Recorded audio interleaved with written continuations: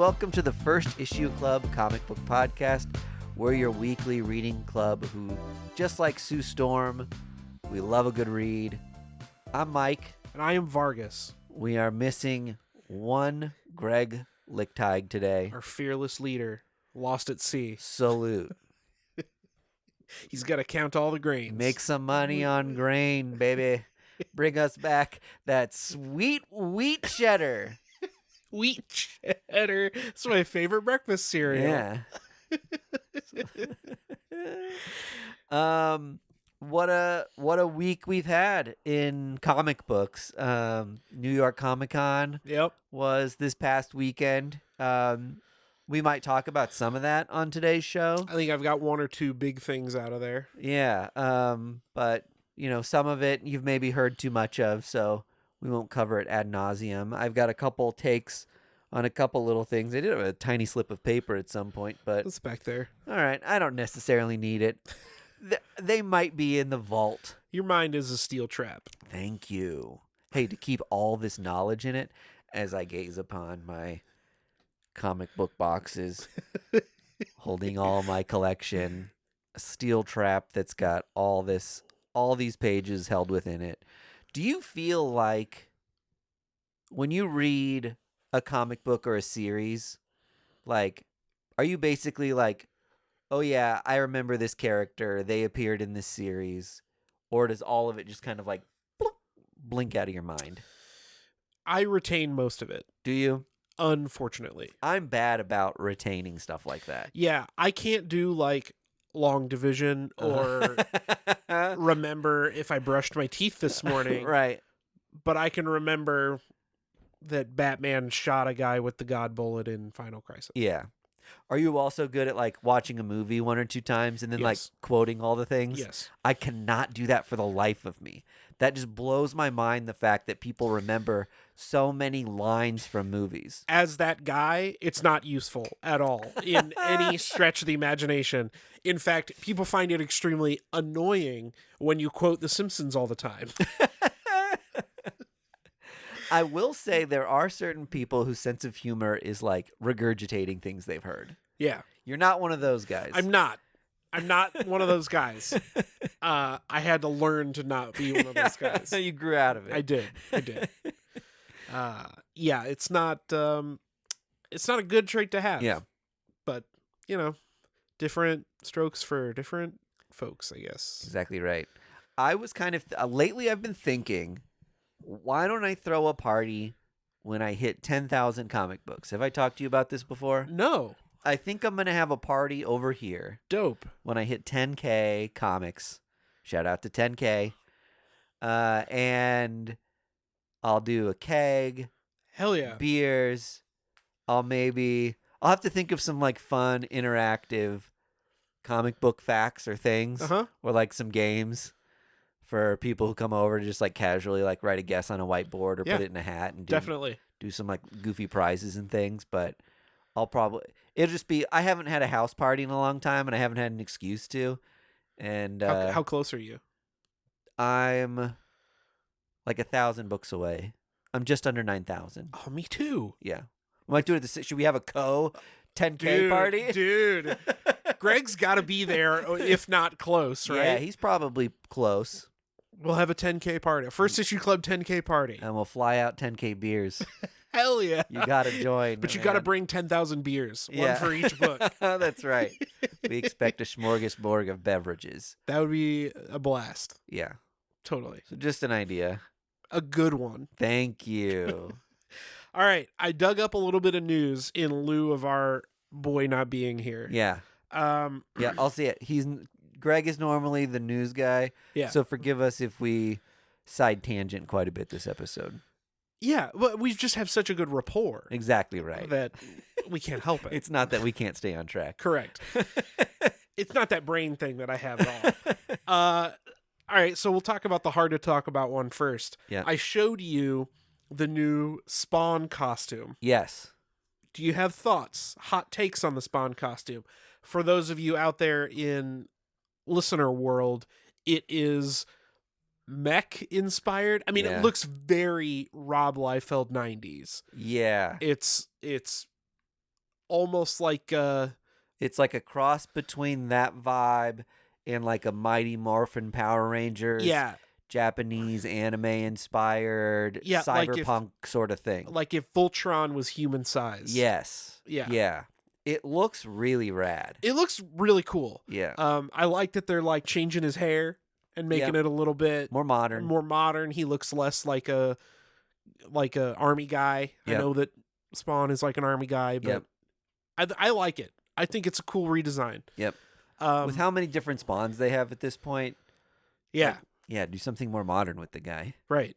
I'm all in. I think it'll be interesting to see if this like is just for this book, like if because it's for a new Spawn book called Rat City. Yeah. That's going to revolve. I imagine, given the title, that it's going to be more of like a Gotham Central kind of. Yeah. It's the world of Spawn Mhm. and not necessarily a Spawn book. Yeah. So I'm wondering if that's gonna just be like, oh, this is the first appearance, and then new costume is gonna roll over to the main title, or if this is gonna be kind of separated. I think separate. I would imagine. I think we're gonna have our own like Blade Runner Spawn over here Dope. for Rat City. Hopefully, we get into the Spawn verse. Yep. Okay, cool. Well, I didn't know if you'd have any hot takes on the Spawn costume, but it does look pretty rad if you want to Google it. Yeah. And we're excited about the writer who is I'm spacing on her name. Is it Erica Schultz? Erica Schultz, thank you. Yeah. First woman to write Spawn. Yeah, which is great. Yeah. I'm just remembering the Todd McFarlane tweet where he was just like, announcement, female writing Spawn. The Jesus. first time a female has written Spawn. A femoid writes Spawn. And I was like, this just doesn't read right. I think, Oh, boy. yeah, I think a lot of men do this, especially maybe of Todd's generation, and don't realize they're doing it. Yeah. But the problem, if you're listening and you're like, what's wrong with that statement? To me, when I hear female, it's like you're talking about like creatures and animals. Yes. Exactly. It's just the gender, like none of the human. Yeah. Right. It just has a poor ring to it off it. And maybe there are people more, tuned in than me that have more reasons why you should or shouldn't say that. No, and man. maybe it's okay, but like when I saw that, I was just like, Todd, no, Yeah. Yeah. It's have someone younger announce that. it's got major like Reddit vibes. Yes, where yeah. It's like These females went on a date with a female last night. Uh-huh. Like, ugh. You probably live in your mom's basement, don't Yep. you? Yeah.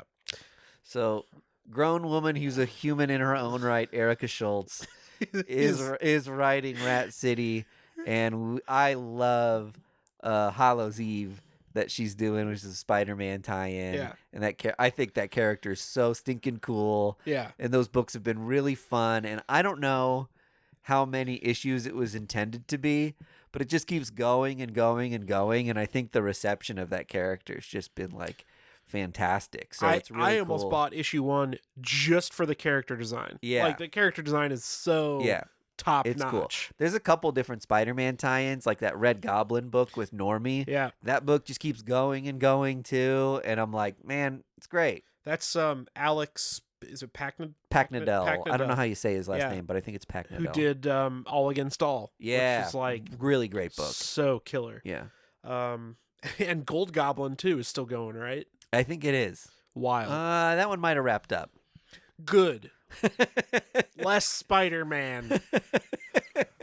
I guess I'm J. Jonah Jameson now. Okay, new Spawn costume, cool. One of the big headlines that I thought was really interesting out of NYCC was that DC is releasing the other version of Death in the Family. So it's crazy that it's been on ice for this long. Yeah, it has the same feeling to me when Marvel was like, "Oh, we're finishing Captain America White." Yeah, right. right? Yeah, you're just like, that idea? Yeah. So for those of you who don't know, Death in the Family was the story famously where you could call in and vote whether Jason Todd lived or died. Yeah. And These savage DC fans. yeah, they killed him off. Joker beat him to death with a crowbar. So presumably this alternate one is going to be the one where he lives. Yeah. Of course, they have announced a facsimile version of 437 or whatever where he dies to coincide with the release of this alternate story. But yeah, it'll be interesting to see this other version of this famous story where Jason lives. I know I've seen, I think that page went up for auction at some point. Okay, sure. Did Todd buy it? Maybe. He's the sort of guy who If I were betting yeah, without knowing anything else, he's who I would bet. I can't believe he bought the that home run baseball. Oh yeah. That's got to be worth jack shit now, right? Yeah, of course. No one said he was a smart guy. What a fucking bummer. Some other news. Gen V got renewed for season 2. I'm pretty excited about that. That's the Boys spinoff on okay, cool. Amazon Prime. Nice. It's focused on a school for superheroes in the Boys universe and focused on a group of students that are uncovering the sordid secrets of the school they attend. Yeah. So that's pretty cool. Pretty stoked about that. I love that show. Love that universe. Yeah, right. The other thing I wanted to talk to you about, I don't think we talked about this yet, and I wish Greg was here for it, but we are based in Kansas City. The only news in Kansas City right now is that Travis Kelce is maybe dating Taylor Swift. Uh-huh. Right? And the rumbling that keeps going around. Everyone acts like it's their brother dating Taylor Swift. Yeah. It's like, this is huge news for me. Of course it is. It's like, Taylor Swift has been to Kansas City. something happened to me, guys. Taylor Swift is dating Travis Kelce. A football player of the city I live in. A man in my town. But the rumor that keeps going around and has only picked up steam is that Taylor will be playing Dazzler in Deadpool 3. I keep hearing that, yeah. And it got reinforced because she was at a Chiefs game with Hugh Grant and Ryan Reynolds. Yeah, who both star in Deadpool 3, currently in right. the process of like filming or something. I think editing. I think it's done filming. Well, it's maybe in the process of being made. Some things happening with it. Yeah. I love this idea. Yeah. I think it would be so much fun Yeah. to see her show up because she has acted in other things before. I'm trying to think of if I've seen her in anything. I know for a fact she was in an episode of New Girl. Uh-huh. She shows up as like not herself. Not as Taylor Swift. Yeah, but she has shown up in cameos and done a couple of other things. Well, they had Brad Pitt do like a throwaway role in the first Deadpool movie, didn't they? No, in Deadpool 2, he shows up as the invisible guy. Yeah. And he gets shocked by the thing. And then you see his face. Yeah, you see his face. Yeah. So I think they've got a history of just like showing you 1 second of someone like uber famous. Yeah. So I'm assuming it's like the quickest cameo you'll ever see, if it even happens. Yeah. That book is like both of those books, Dazzler #1 and Dazzler's first appearance, which is like X-Men mid-100s. Sure. Are both kind of going up in value, but they're not like colossally high. Yeah. I'd say like there was a time a couple years I bought Dazzler in like a 9.4 or a 9.6 #1, and I think I got it for like $45 or Yeah, that something. sounds about right. I was gonna say probably a $50 or $60 book now. And now it's I think it's up around there. Maybe even like $20 more. Yeah. But the X-Men one, her proper first appearance has always been way pricier. I mean, it's X-Men in the hundreds. Yeah. I think I got a 7 for like $80. Sure. it might be right around the same price. Yeah. That's always been kind of a weird one just because it's like Dazzler was a character that everyone was kind of like, disco, corny, Yeah. and is, over time it's like, we love Dazzler, and we never see her in anything. Like, she's so cool and quirky and weird, and then, so, I don't know. I do like that character. I like Dazzler a lot. Yeah. Great. It's a character who got reinvented very well, Yeah. for sure. Leah Williams wrote that really recent book that was like Executioners. Is that what it was called? Right? Yeah. Exterminators. Exterminators. That book was so cool. It was so good. Yeah. So good. That's all the news I had. Do you have anything? I had a couple short things. Let's hear it. One was just a thing I saw and thought was really cool was that Hot Topic does this thing called Her Universe. Okay. Have you ever heard of it? No. But why wouldn't you call it Universe? Oh, because it sounds like hearse, like you're driving a... It's Hot Topic. That's true. It is on brand, isn't it? It goes like 3 ways. But the deal with Her Universe is that fans design clothes inspired by like nerd culture stuff. Sure. So it might be like video game characters or comic book characters. Yeah. And I got an email about the Her Universe winners of like the Captain Marvel edition. And then so they take these 2 young designers who won a contest, and then Hot Topic actually makes their clothes. Cool. And sells them, in stores and online. And I thought that was just a cool like opportunity thing and a rad thing for women and designers. Yeah. And we're doing like, they do these girl power, female empowerment sort of commercials and things for the movies. And then it's like, how did you do much for women?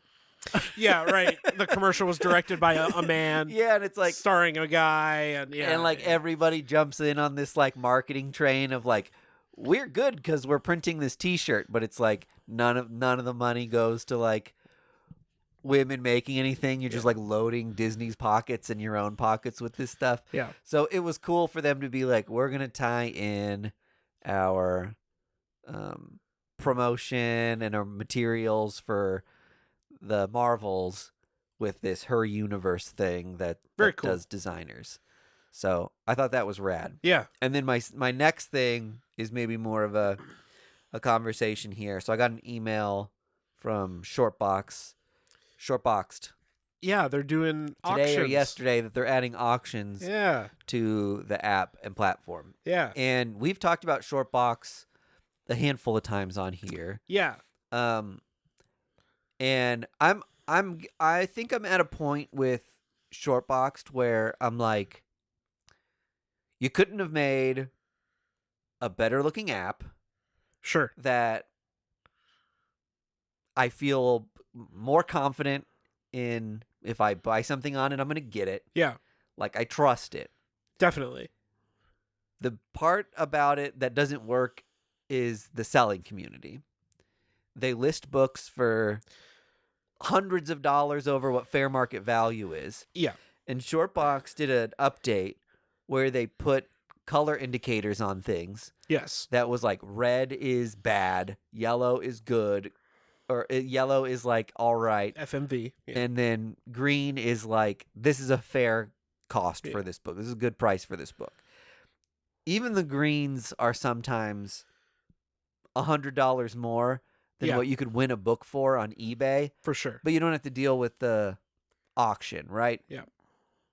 Even with that update, it's been like, it's barely changed the way people list things. Yeah. Like I'll look for something on eBay and I won't find decent auctions for it, or I'll bookmark a couple buy it nows and look at what some things have sold for recently, and then I'll move over to Shortboxed, and the Shortbox prices are just always there's never an option for me to buy on there. They're always outrageous. And they've also done this make offer thing, but it's like, if your listing price is $400 more than it should be, I don't want to have a bullshit back and forth with you. Right. Well, to me, Shortboxed has always been like that's the place you should go to sell that $15,000, Sure. like Captain America 1 in a 9.9 or whatever the fuck, right? Yeah. Like, It that's makes where you should go to do that. it makes maybe more sense as a stock X for comic books, Yeah. where like really rare Jordans are going up on here and people are making offers, and if you own the shoes you can meet that offer, Right. but it's like prestige stuff. Yeah. I think they launched their app, maybe needed more purchases to make it sustainable, That's exactly what I think happened. and so they let people start listing raw books. Yeah. And now the thing is like filthy with really crappy raw comics that are all overpriced. Yeah. So it's impossible to like find anything good. I think the community being unwilling to list things for a even somewhat reasonable price is like destroying Shortboxed, even though like I just think there's maybe not a scenario wherein you can do this better than someone like an eBay already does it. Yeah. I think the people who were excited and still are excited for Shortboxed are speculators. Yeah. I think that's what it is. It's people that, It's a make a buck community, yeah, not for a, sure. not a get a deal community. Yeah, exactly. And it's got to be somewhere in the middle with some give, and maybe the auctions bring some heat to that, but I don't think at they the will. same time I think a lot of the auctions are going to start at like unreal high prices. Well, even if they start at fair market value, Yeah. you're not going to be able to compete with Whatnot, Yeah. where like, okay, everything starts at $5. Like, Whatnot is where you go to unload your comics. Yes, this is very true. Whatnot is like, I have to get rid of stuff.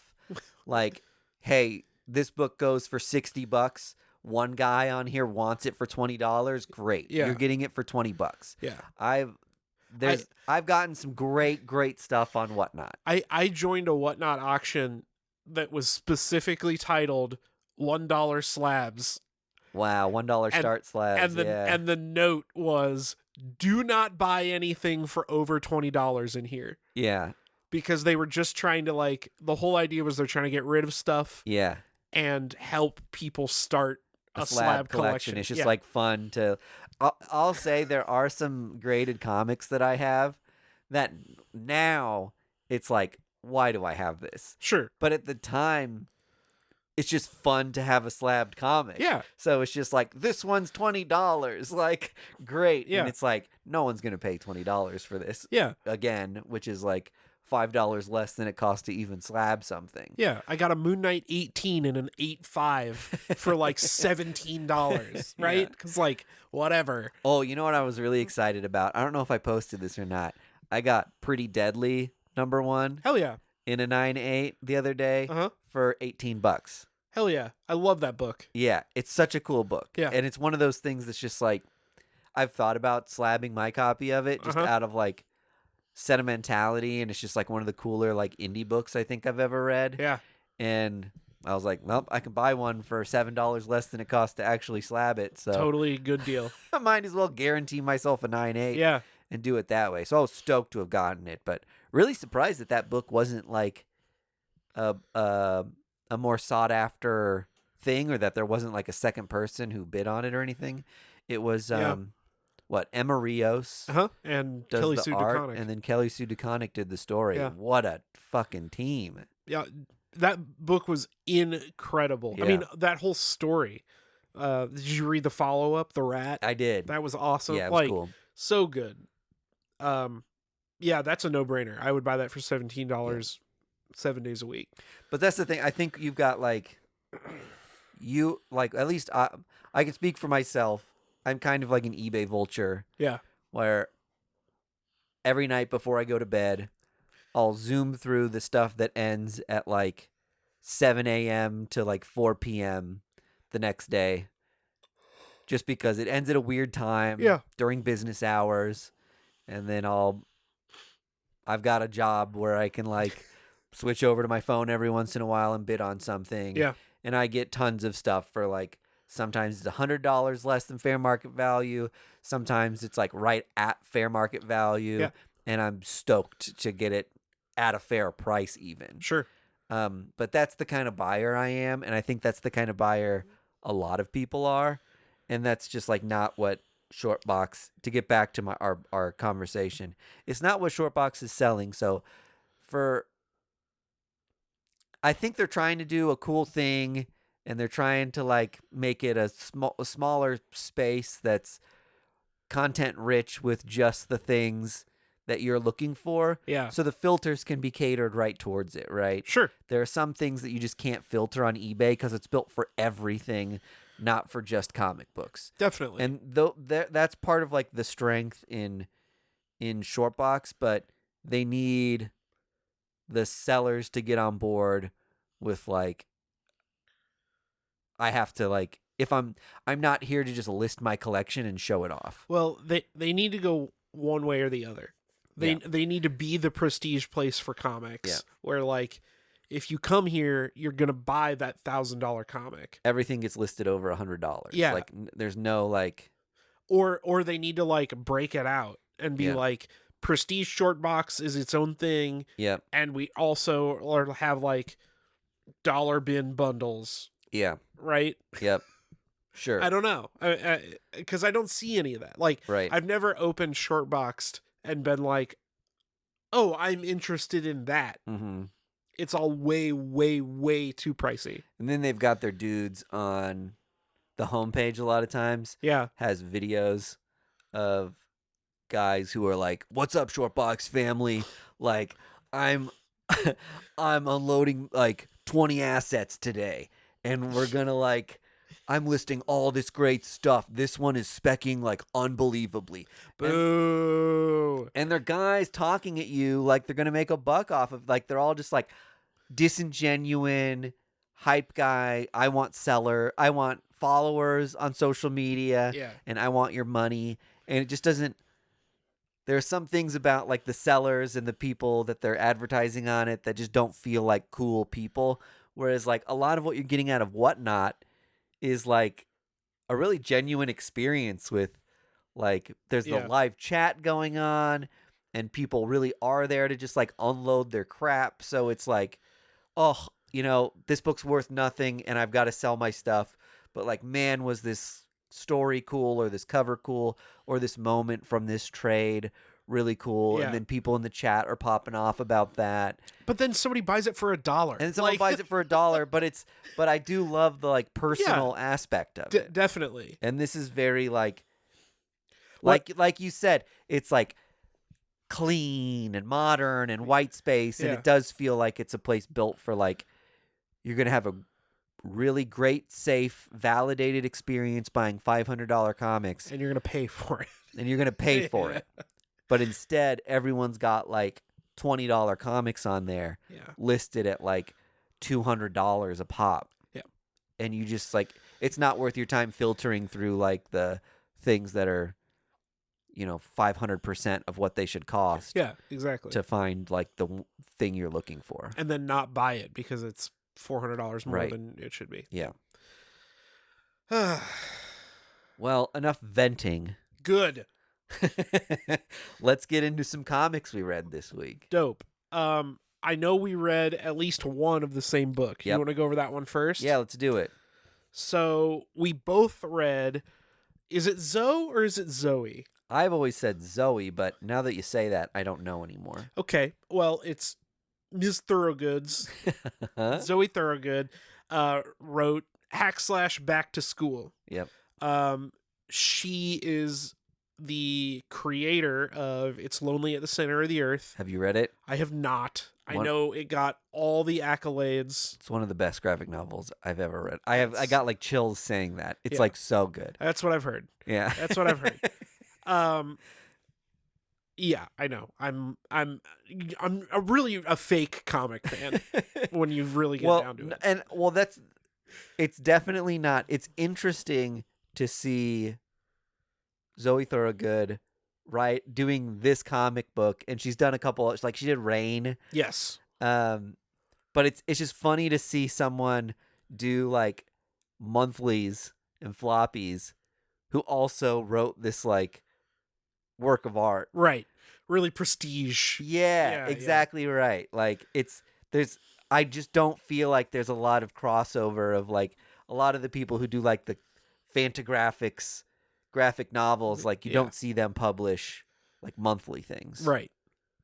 Um I think she nailed it though. I think you probably think she nailed it too. Yes. And Um I also like I think her art from It's Lonely at the Center of the Earth to Rain to this book uh-huh.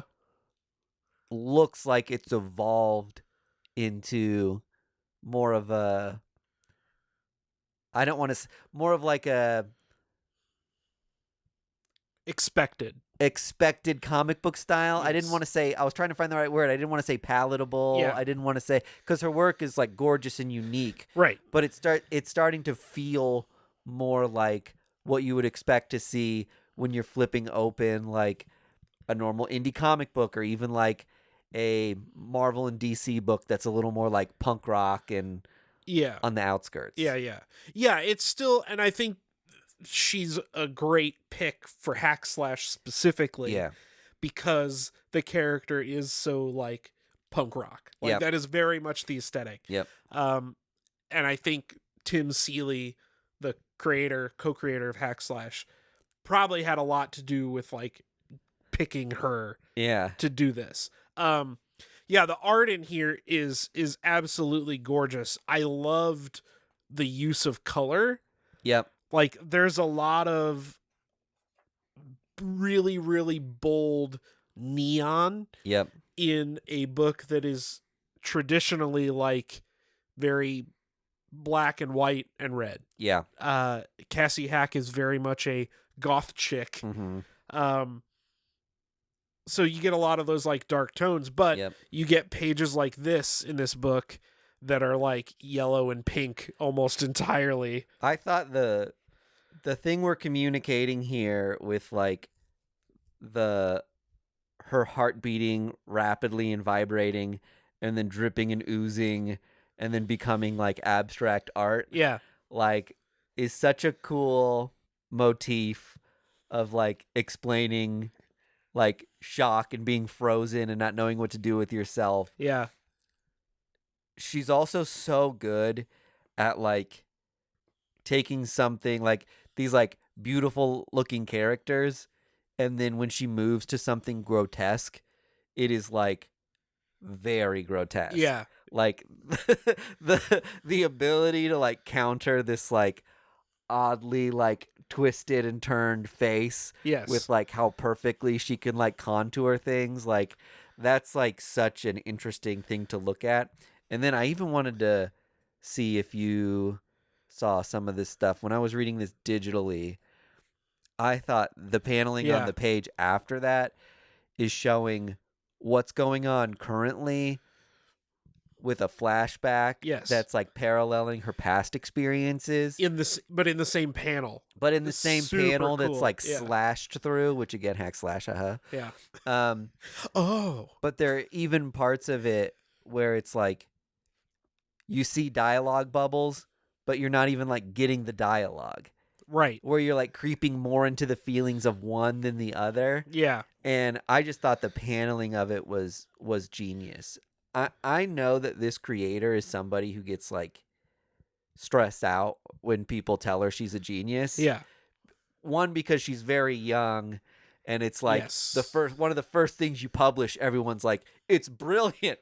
And you're like, I don't is it brilliant? Right. Am I a fake? Like, can I ever meet like are people gonna expect this from me for the rest of my life? I think she's such a talented person and I love seeing that she can like flex her muscle and just like tell a fun story like this. Yeah. But I hope that she gains a lot of confidence from doing stuff like this because she's bringing something to the table here that I just think like you don't see a lot in in comic book sort of storytelling, Mhm. and it's easy to say with like printed work on a page. It's kind of like everyone's done the like fourth wall breaking and the interesting formatting Yeah. that you can do in a comic book to this point, and then you read something like this and it's this young person doing something that's just like Pretty pretty unique. just like pretty Yeah. unique and just like stuff you haven't seen. And it's just like anytime there's something that you haven't seen before in a comic book, as someone who owns almost 10,000 comic books, Yeah. it is like a moment where you're like, you stop and you're just like, whoa, what? Yeah. Like, oh, it conveys such an interesting thing, and just like no one's thought to do that before. Yeah. So cool. Yeah, for sure. No, I totally agree. I think I think you can feel in this book that she's having fun writing it and creating it. Yeah. Um, so the premise of the book, for those of you who don't know, Yeah. Sorry, I went off a little bit there. no, I'm a big fan. yeah, no, totally, and she deserves it, right? Yeah. Like she totally does. The premise of the book, this is, I was trying to, I don't know what the word is, a midquill. It's not. It's not a Yeah. prequel. It's not a sequel. That's what a great term. This is happening more often. I think Yeah. wasn't the last Saw movie is Oh, it was like a mid thing? yeah, it's like Yeah. this one takes place like at like between like the second one and the third one. Sure. They've done Fast and Furious movies like that too. Yeah. 3. It Tokyo Drift. Yeah, Yeah. Tokyo Drift. We need a term for that. Midquill is great. A midquill. I love it. You heard it here first, folks. So this takes place the year after Cassie Hack has slain her first slasher and become a hunter, but before she is a tried and true knock 'em dead killer. Yeah. And she gets recruited over the course of this book by a veteran slasher hunter to go to a slasher hunter academy, Yeah. and meets the colorful cast of female characters that inhabit that school. Yep. And it felt so fun and fresh. Yeah. It felt like the first time I read hack slash. Yeah, sure. Like, you get this badass female chick paired up with this big hulking dude Uh-huh.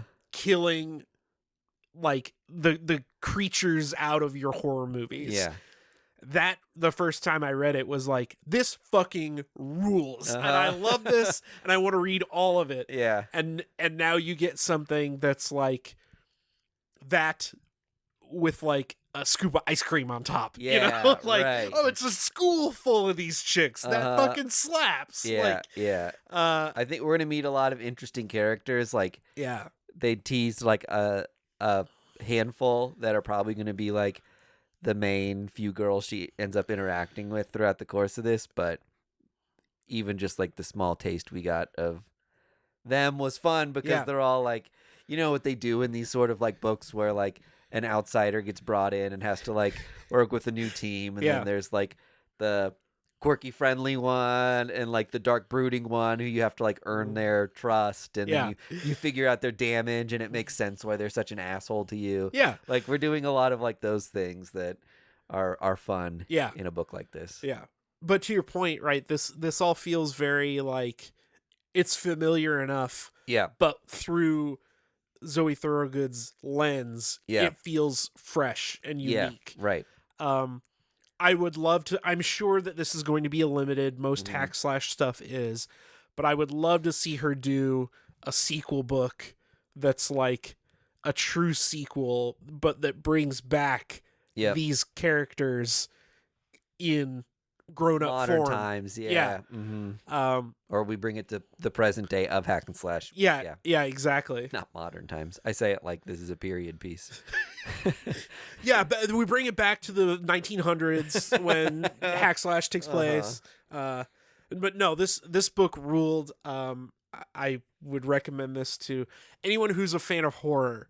I guess I didn't say that. This is definitely a horror book. Yeah. Don't pick it up if you're squeamish. Yep. But I loved it. Yep. Very cool. I love there's a part at the near the back where some of the girls keep trying to get like a word in, and the woman who runs the academy, Oh, keeps. her word bubbles entirely overlay their word bubbles. Yeah. You don't see a single word they speak. Yeah. And that's something I don't think I've ever seen either. Yeah. And I was just like, God, that's such a cool way to convey that people are like, but. Yeah. You're just totally It's over like it. we don't need the like few words that get cut off. It's like you get it from the empty word bubble that's overlaid by the other stuff. Yeah. There's just like little things like that it's like, duh. Right. Like that makes so much sense. I've just never seen it. So Yeah. I had a really good time reading that. Pick this book up specifically for the robot zombie dog. Yeah, Right? the little pug was Yeah, cool. the little pug. Yeah. Did you read anything else? No, that was it. I know that you get your big bundle all at once, I know. and then you read it all, and then you Yep. get to report on 1,000 books. Yeah. Well, I read 2 others this week. The big release for me, I think, was Beneath the Trees Where Nobody Sees. And my first thought when I got this book was a tweet that somebody did, some big creator, Tim Seeley or Mark Waid or somebody. And it was like, comic book names in the 60s, Spider-Man. Comic book names now, Beneath the Trees Where Nobody. It's like a book on the front. So I kind of just signed it up for the novelty of the name. Yeah. And then I heard the premise where it's like The cover's very striking. the cover is extremely striking. It looks like a Berenstain Bears book, but like It's like the world of it's Arthur. creepy. Yeah. Yeah, so there's these anthropomorphic animals that live in a society that is, everybody's friendly, and it's this little small town. And Yeah. What's the little caterpillar guy town? caterpillar guy? There's a little cat, no, not a caterpillar, like an inchworm that's in a apple. He drives an apple around. Oh, the very hungry cat. No, he drives the apple. I know what you're talking about. I don't know the name of it. yeah. Couldn't name it. It's like a Richard Scarry thing. Yeah. Horton Hears a Who.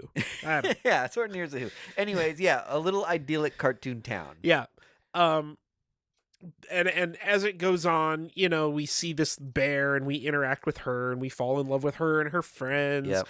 And then she goes on this trip to the city, and the book starts to get a little grimier. The city's a little more rough and tumble. Yep. You see these anthropomorphic animals like doing 3-card Monty. Well, can I say just the page you were on Yeah. is like beautiful. Like that transition is great of just like we've gone from like hunky dory, everyone is smiling, to like she's crossed the city line. Yeah. And just the change. Deadpan. Yeah, the change in her like smile to like flat mouth is ever so slight, Yeah. but it is incredibly effective. For sure. Of just like we're slipping into something weird and mundane here. Yeah. This was like it's like the moment when in Too Many Cooks, Yes. where you start to get the idea that something's like that it's gonna get like heinous. It's like it's just been clued. when it's when you get to like minute 3 and you're Yeah. like, this is going on for way too long. Yeah. Yeah.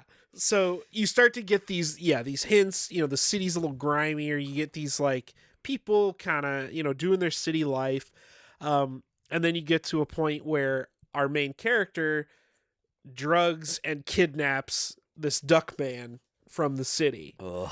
And then it really goes off the rails. And it turns out that our lovable bear character, is like a Dexter.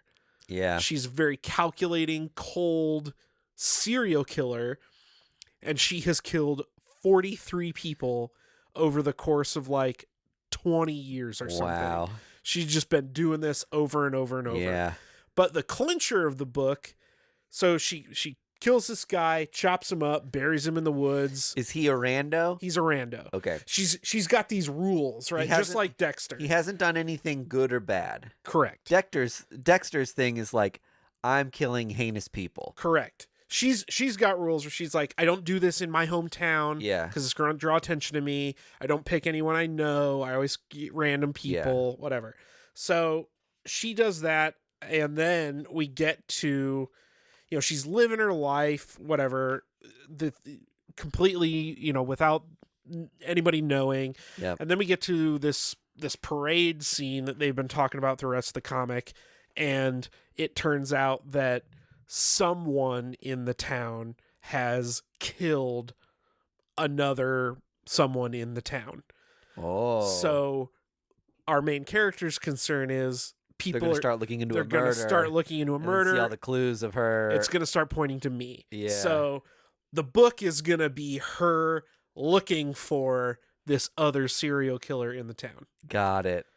But again, it all takes place in this like Richard Scarry kind of world. Yeah. That's cool. It's super cool. I'll have to get my hands on this if it's not sold out. This is going to be a really, really interesting book. Yeah. And that's the B cover. It looks like a storybook. Yeah, that's rad. Yeah. I don't know that I could recommend this book more. How weird. Yeah, I love the concept of it. It's just bizarre. It's very bizarre. I don't know what the elevator pitch would be for this. I don't know how you like convince someone to sign on to this book. And I'll say that like I don't always have a taste for things that are like, here's a cartoony character cursing a lot and doing hyper violent things. Like to me, that can be like a gimmick, and the sort of like humor of someone cute saying fuck Sure. isn't funny to me. Yeah. Or someone cute with like a dagger that's like, kill, I love blood. Like, that's not funny to me. Yeah. That's not what this is. No. I want to be clear, like, as you're flipping through it, No, it's very clear that it's not just like stunt, like cutesy gore. Correct. Like, isn't it funny that we're doing stuff that's like gory but cutesy? It's not that at all. Correct. There is very much a separation between the cutesy town stuff and the horrible murder stuff, and the terror that the book is trying to instill to you is the crossing over of those two things. Cool, yeah. The other thing I really want to point out about this book is it's written and illustrated by the same guy. Wow, double duty. Which is insane considering how clever this premise is. It's all like watercolor. And how good the art is. Yeah. So Patrick Horvath, shout out. Whoever you are, hit me up, I guess. Let's be friends. So Beneath the Trees Where Nobody Sees, awesome book. Another IDW book. Dude, IDW originals lately have been so good. Fucking killer. This so good.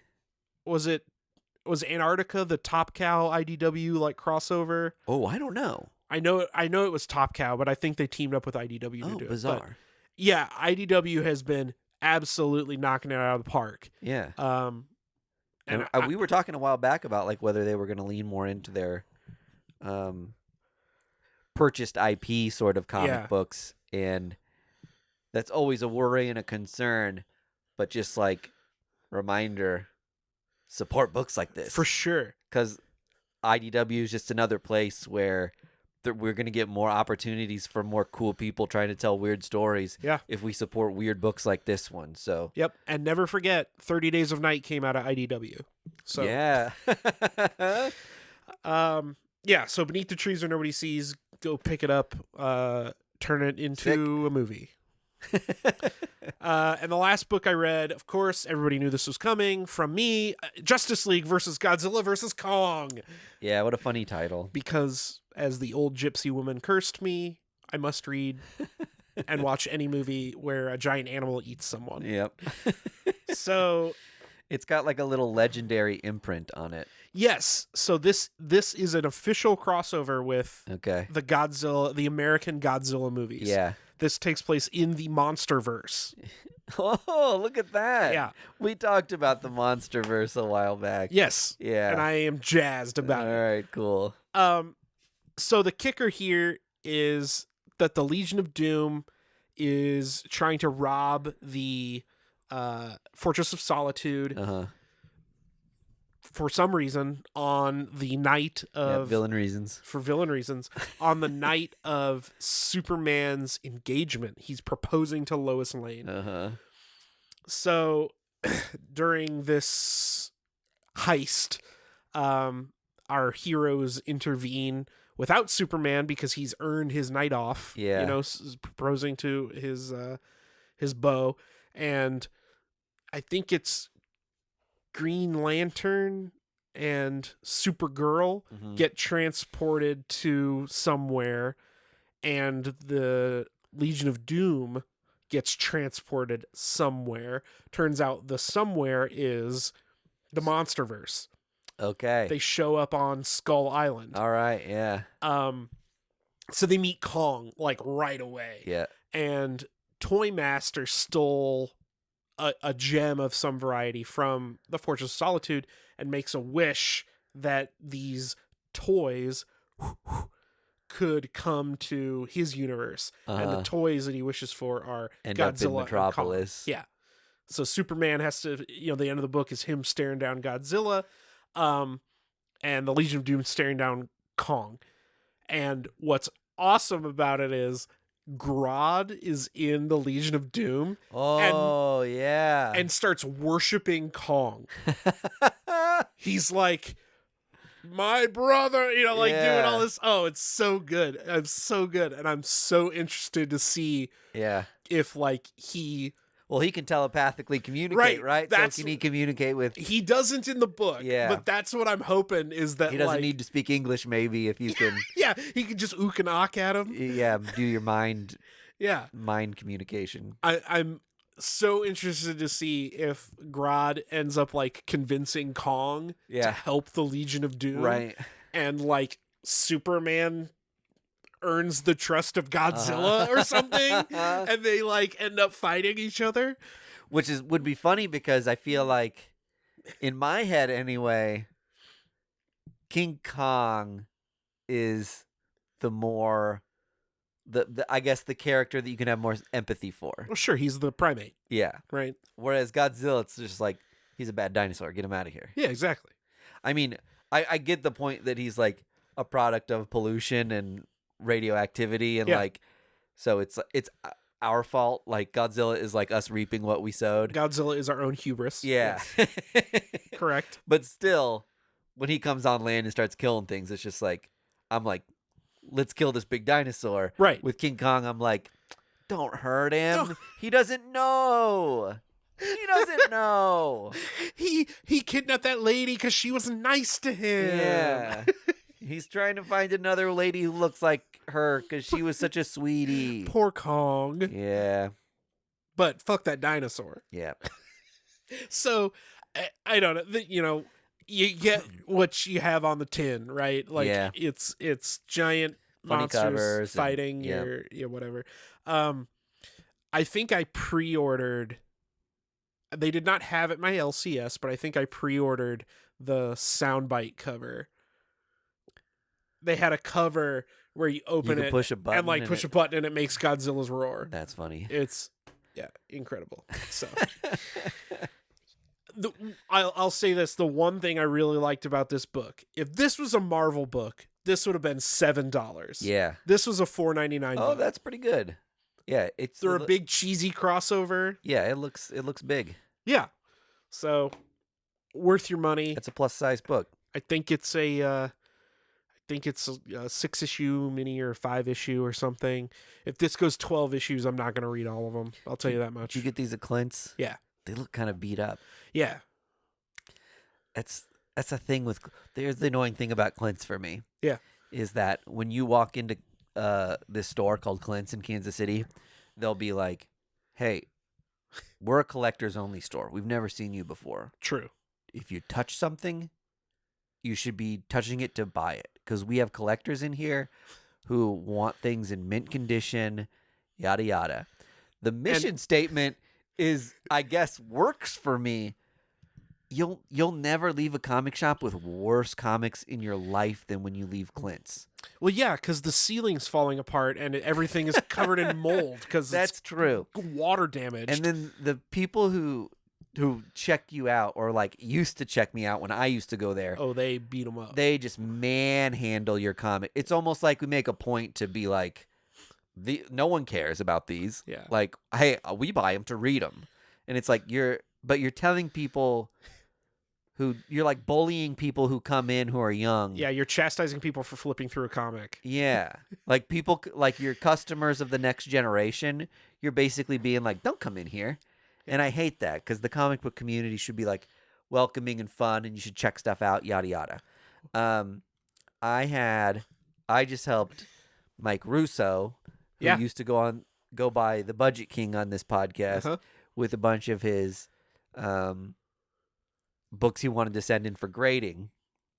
And he's got a ton of books now that he got at Clint's a ways back that are worth like hundreds of dollars now.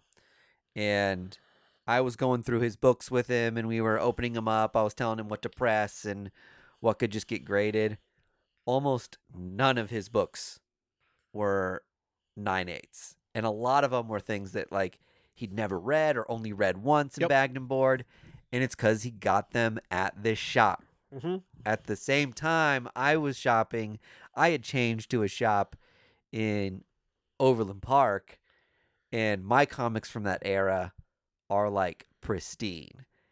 And it doesn't make a difference for most comics, you know what I mean? Oh, yeah. But then you come across like those 5 comics in a span of 5 years that it's just like, man, it kind of paid off that I was buying comics during this span, and I have Edge of Spider-Verse 2 that I bought for $3, and now it's worth, $500-600. And I kept all my comics are 9/6s and 9/8s. And I was just one after one that I was opening. I was like, nope, nope, nope. He pressed so many things that cost a fortune. Yeah. And I'm hoping with some of the pressing that they can get the stuff out. There were some things that it was just like, God, is it color break? Or is it just like light reflecting off of like a little thing in the page that makes it look like white to me? Like, I don't know. But I felt so bad for him. Well, the good part about Clint's is that they order everything. Yeah. If there's a cover, they have it. They'll have it. That is true. If you miss something, chances are they're just going to be like loaded with it. Correct. On there. I remember I bought like that Moira, where the book where you find out Moira's a mutant. Powers. It's like Powers 2 or House 2. Yeah. And that book like sold out, and I went there like 2 weeks later, and they still had copies of it, and I was like, shit, my copy was kind of beat up the first time around. Yeah. I'm gonna buy another copy, and so I've got 2 copies of that book. One's beat up because I guess I wouldn't have had to buy 2 copies if I hadn't have been shopping there. But I did the same thing with the Kamala Khan Miss Marvel #1. Uh-huh. I bought a copy of my Moon Knight #1. Yep. I bought a copy there. The guy at the counter, sweaty hands, black cover. It has just like fingerprints all over the white part, and then all the black got smeared off the cover. Yep. And so I bought another copy of that. They fucked up so many of my books, but I'm so anal about like having minty stuff that I'd either buy another copy or go to another shop and get another copy. Yeah. I don't care that much. Yeah. So I wish I was free of this burden. I wish I was maybe more like you. Well, you have a nicer collection than I do. It has its pluses sometimes. Yeah. I've never had a book come back from grading in a 9/8. Yeah. There's the flip side, right?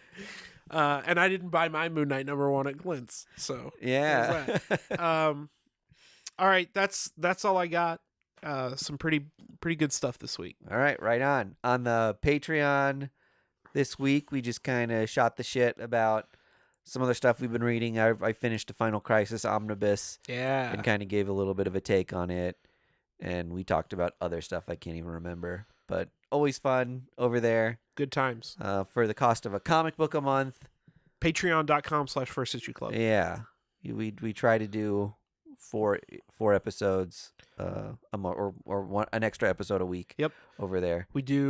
I posted. I did a review of a book that a indie publisher was kind enough to send along. Yeah. Mike always does unboxings when he gets his big shipments or CGC stuff. Greg and I are going to get our shit together and keep doing that 007. We're doing a retrospective on James Bond comics. So we've got a whole bunch of stuff over there. Check it out. As a reminder to everyone, we also post all these episodes in video version on YouTube. I always forget to say that. Yep. We should do that at the beginning next time. Probably.